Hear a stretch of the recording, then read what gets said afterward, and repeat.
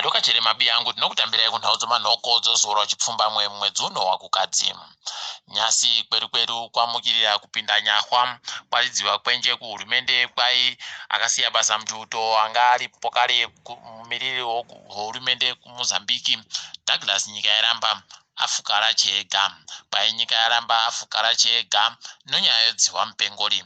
Wazhinji wadoka wari kureketa kubatsirai kwaakaita hurumende waMugabe kubira sarudzo mugore ra2002 2005 pabodzipona 2008 idi kupfa kuribe memba toti yazorore murugare yache. Uyo akaisiwa nozuro naMnangagwa kuita gurukota rekutsiwa Sibusiso Moyo Frederick Shawa kwai pokare akanga ari mumwe wavanhu wakaba mari kuhurumende panyaya yeWillowgate scandal.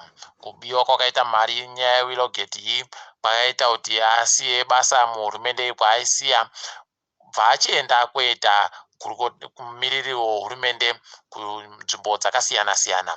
Idi zviri kubva zvabudisa pachena kuti kana vachienda kobenhutsa munhu anga akambopinda muhurumende mumakore 30 apfuura vachimubenhutsa paribe chisvinu chinogona kundobuda kuramba vachindopanana mabasa mabi yangu pakanyangara. Apa pabodzipo muzembi pabodzipo naKasukuwere wabuda wari kureketa mashoko ekumuti munhu mutsvinu iye achizikana nonyika yese kuti akatomboba akapinziwa mujere chaizvo. Zvakanyangara mabi yangu. Tindori pakunyaya yekubiwa kwemari dzohurumende dzimwe kwai novamwe wakaferefeta wanakadzitape. Zimbabwe yakarasikirwa nomari inopfuura mamiliyoni 400 chaiwo. Kwai Zimbabwe pakatengesiwa foja muna 2019 China yakareketa kuti yakatengeserwa foja kubva kuZimbabwe inosvika makirogiramu mamiliyoni 55 asi Zimbabwe yakangoreketa kuti yakatengesa makirogiramu mamiliyoni 4 anozviuru 700 bedzi. China yakatiwo pokare yakatenga foja iyi nomadhora mapfumbamwe pakirogiramu ribodzi. Apawo Zimbabwe ikati yakatengesa nemadhora 8 anomasendi 46 pakirogiramu ribodzi. Idi pakanyangara. Kwakaitawo imwe kuSouth Africa. Zimbabwe yakareketa kuti yakatengesa foja yakasvika makirogiramu 140 anoribodzi kuSouth Africa. Apawo South Africa yakareketa kuti yakatengeserwa makirogiramu anosvika 50 omamiliyoni emakirogiramu. Idi mabi yangu kubiwa kuri kuitika kusvinuba. Gurukota rozvodzimba Daniel Garwe kwai ari kuda kusenzesa simba rachero muhurumende kuti apuwe mari aribe kuteedzera magwara anoda kuteedzewa. Kwai webhengi reNational Building Society wari kumanikidziwa kuti wagopa mudzimai wache mari nokuda kwokuti arida kuwaka zvaarida kuwaka pedyo nechikoro chorusununguko muMelfort. Paribe chisvinu mabi yangu kana zvakadari zviri kuitika. Tinotenda wari kuramba wachizvitanika pachena wavo. Mune kumwe kusekesa kunoitika asi kuchihwadza kwai Henrietta Rushwaya abenhutsiwa pakuita ndiye mutungamiri wanamuchera zvichehwa zvenyika yeZimbabwe Miners Federation. Idi zvakatonyangara mabi yangu. Nyasi Johanna naCecilia wabuditsiwa wakanzi wagobhadhara mari yomuZimbabwe inoita zviuru 10 yobhero kwai wagoenda komangara kumapurisa Kabodzi pamasondo 2. Uko pokare aimbova gurukota uye akagonye abuditsiwawo pokare asi wachuchisi wanga waribe kana kumboramba kuti abuditsiwe agonze abhadhare mari yezviuru 30 zvomuZimbabwe.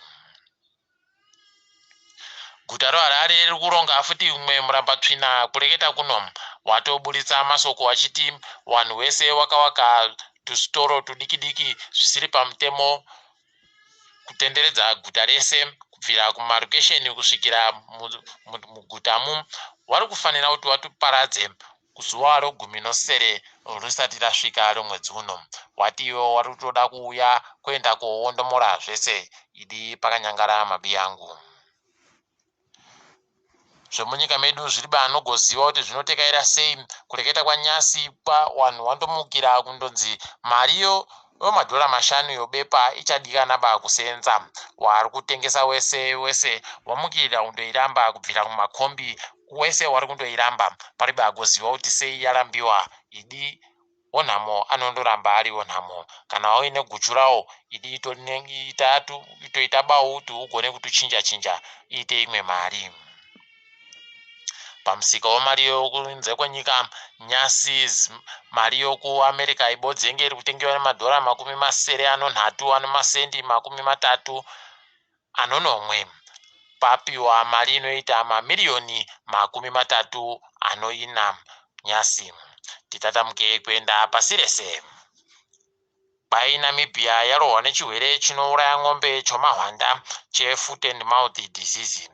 Izvi zviri kutorwadza nokuti hurumende iri kusaya kuti kohoko chirwere ichi chaita kumukirirana nawo kudai iwo wakabva kuisana nonyaya yemadzomba anga achinetsapo kare. Idi nzara inogona kuringana nawo wabiyedua. Tirambe tichiita bawo mabiyangu kuchengetedza zvipfuwo zvedu.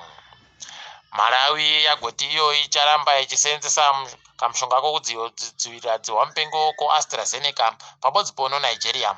Izvi zviri bei nokuti South Africa yatombomisa kuti ikaseenzesiwe kamushonga aka pakanyangara mabiyangu.